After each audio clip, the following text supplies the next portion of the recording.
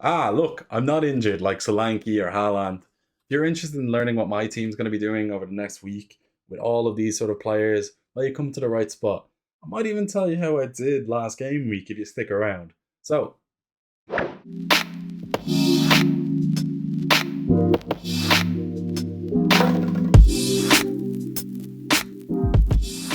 yeah, last week, as you can see, we got a total game week points of 62 points, which is pretty decent. But looking at defense, you can tell already that a lot of it didn't come from that. There were a few bench options as well, which were sort of frustrating, but less said about that, the better. There was a late change with the team last game week in the community tab on YouTube that you would see if you subscribed, so, you know, do it. We brought in Ward instead of Pope, and it was a good decision at the end because he got 8 points as Leicester defeated Wolves 4-0. He made 5 saves as well and was one of their best players. João Cancelo as well against Brighton. His heat map looks like he's playing on the wing. He's pretty much an out of position winger. What more could you want? The issue was that Ederson conceded a goal against Trossard at his near post when Brighton didn't really have too many chances. Danny Ward has been good recently, and you know what? I think there's something to be said about resilience and sticking with somebody in a situation like that. They've been rewarded for it. Danny Ward is very good recently, and Brendan Rodgers too. Leicester stuck by their manager in times where often you would get rid of your manager after the form that they've been having. And Brendan Rodgers also stuck by Ward when, you know, a lot of other managers would have dropped them for Iverson. Some people in FPL did it ages ago, and they're probably regretting this decision quite substantially right now. Mark Guehi has a total of 10 points in his last 5 games, and he got 7 of them in one game. 7 of them against Leicester. It's getting hard to keep him with performances like this. He seems to be getting 0 points or 1 point every week, and I guess for his price, that it's not that bad. Well, it's not great either. At least finally now, we can say that Fabian Schär has matched Trippier. They both got 2 points, which is crap. But at least he matched them. Newcastle against Spurs showed that they are as good, if not better, than many people think. They're one of the most solid sides in the Premier League, and defensively, they look great. A double up in defense for them, one of the best values that you can get in the game. Fabian Schär as well, he's just genuinely so good. As a player, he's immense. He used to play in a back five and take the ball out under Steve Bruce, but now, under Eddie Howe, he seems to know how to play in a back two. And as well as being a great defender, he's a great creator. He passes the ball from defense like a good playmaking defender does. He's going to get some assists, he's going to get some goals, he's got a bullet of a shot on him. So, as a value pick, you just can't get better than this. Next up is midfield. And first up is the most beautiful man in the world, Miguel Almiron. 10 points again this game week, and it's another haul for him. He's now the second highest scoring midfielder in the whole game. He has more points than Mohamed Salah, and he only started the game at 5 million, which is crazy when you think about it. Apart from that, then Phil Foden became a bit of a troll this week. He started on the bench, and a lot of people would have sold Trossard for him. So it's a bit disappointing seeing him come on to just get 1 point, especially when Trossard scored in the exact same game and got 7. It just feels like it was a sideward step, and it ended up being worse for us. I do hope, though, that Foden does play this game week, and there is the worry with Man City players, considering few of them seem to be picking up influenza and knocks. Then after that, it's Gabriel Martinelli.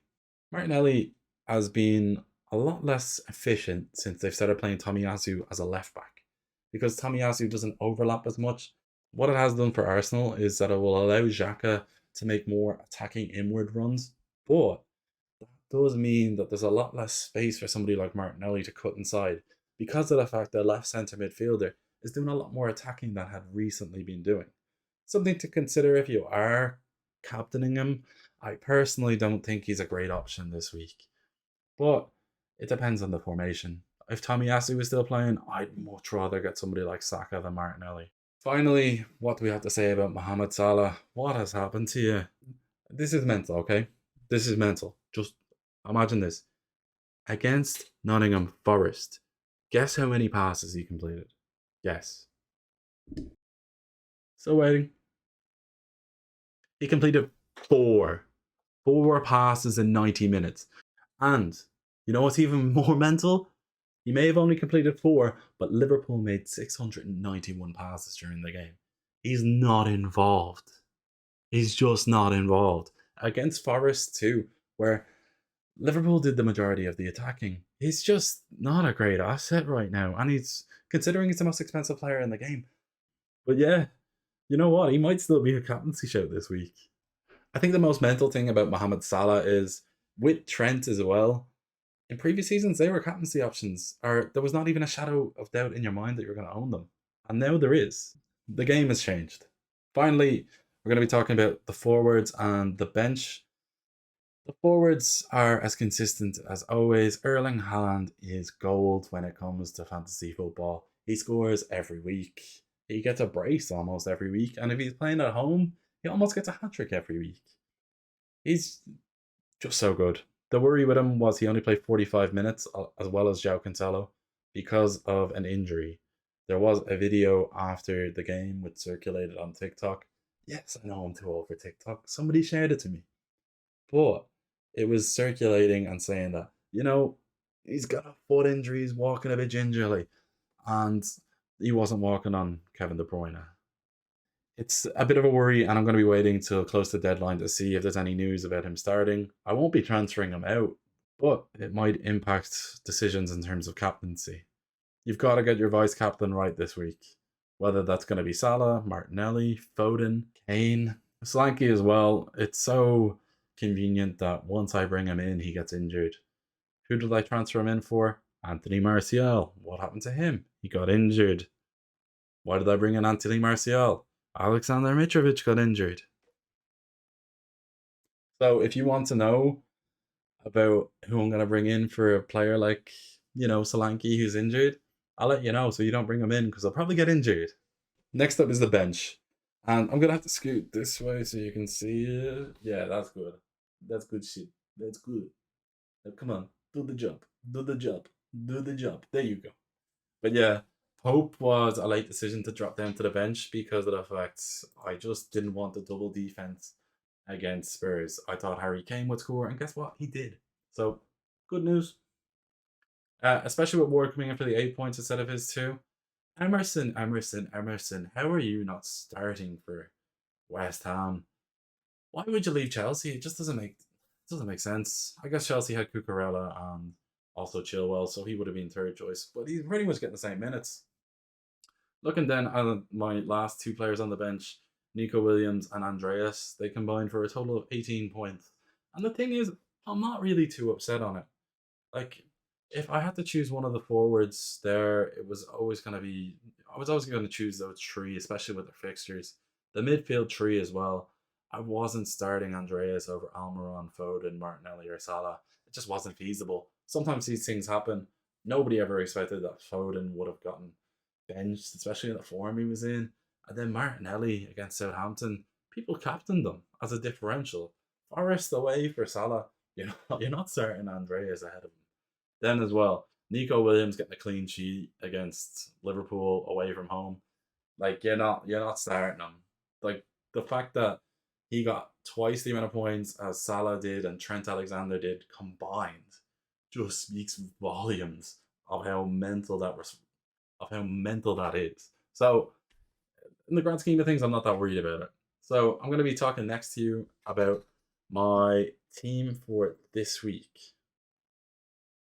Right now, I haven't made a transfer. It's a bit of a headache because of the amount of injuries, but this is how my team is currently set up.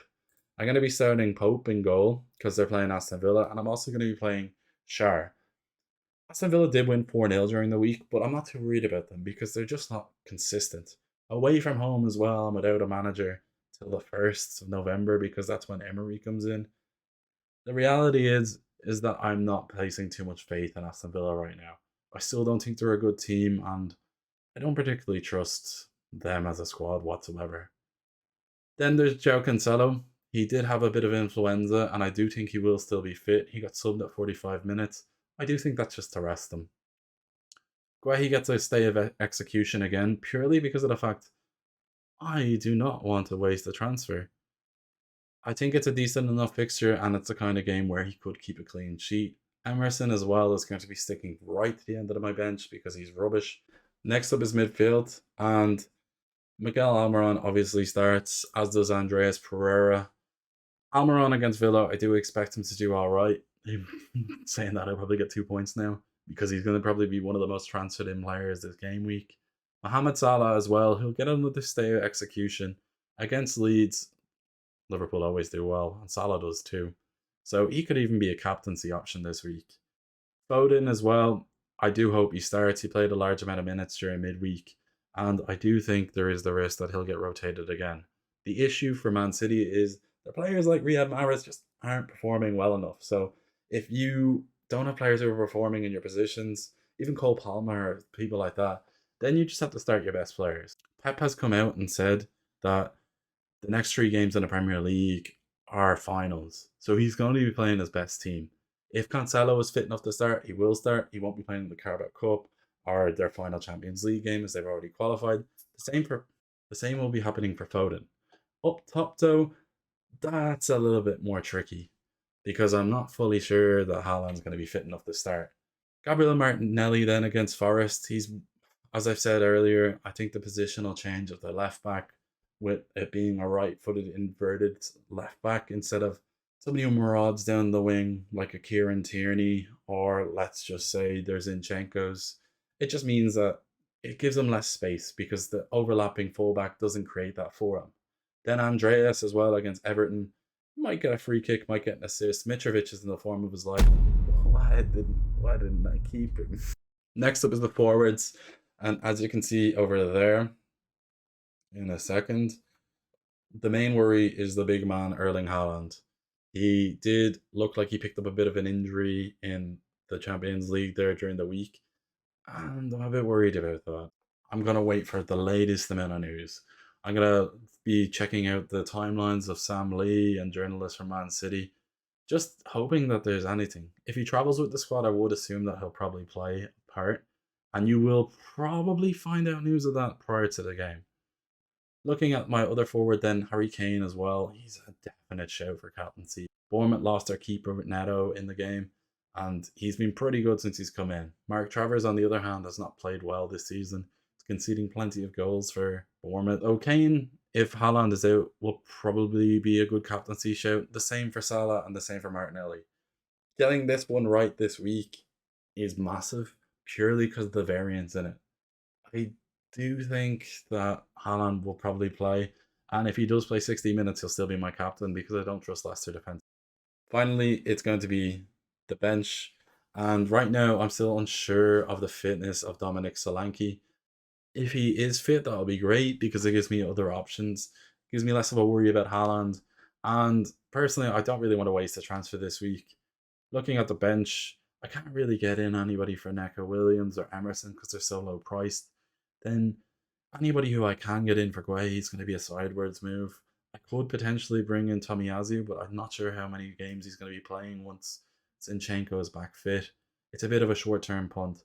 What I can do though is if I hold out on a transfer for this game week, it does mean that I can get rid of somebody like Solanke and then swap him and then get a better defender.